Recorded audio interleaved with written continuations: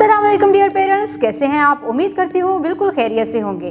आज आपके बच्चे ने स्कूल में मुख्तलिफ अलामतों की पहचान करते हुए हरूफ तहज्जी की आवाज़ों में तब्दीली करते हुए नए अल्फाज सीखे हैं और साथ ही साथ उसने जुमला साजी भी सीखी है।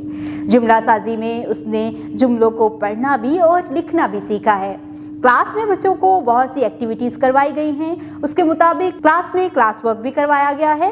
अब आपने बच्चे की डायरी चेक करनी है। उस डायरी में जो होमवर्क दिया गया है उसके मुताबिक आपने बच्चों को घर में होमवर्क मुकम्मल करवाना है और साथ ही साथ जो बच्चे ने क्लास में पढ़ा है वो भी आपने बच्चों को रिकॉल करवाना है, सुनना है।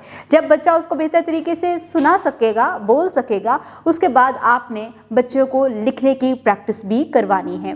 जो जुमले क्लास में बच्चे ने पढ़े हैं उनको रोज़मर्रा रूटीन में हम किस तरह इस्तेमाल कर सकते हैं और उर्दू बोलचाल में वो कहाँ इस्तेमाल किए जा सकते हैं, ये भी आपने बताना है। और हर रोज़ आप जो अल्फाज इस्तेमाल करते हैं उनमें फ़ोकस करें कि जो वो जुमले बच्चे इस्तेमाल करें जो उसने पढ़ा है।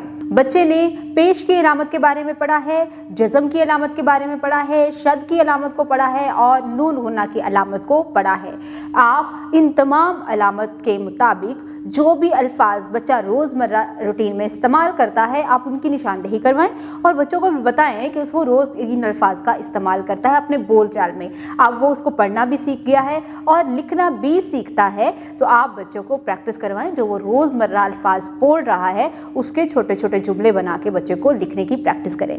इसके अलावा ऐसी स्टोरीज़ भी बच्चों को सुनाएं जिनमें इन अलामतों का इस्तेमाल होता है। उम्मीद करती हूँ आपने आज की इस वीडियो से बहुत कुछ सीखा होगा। मज़ीद सीखते और जानने के लिए हमारे साथ रहिएगा। मिलते हैं अगली वीडियो में, तब तक के लिए खुदा हाफिज़।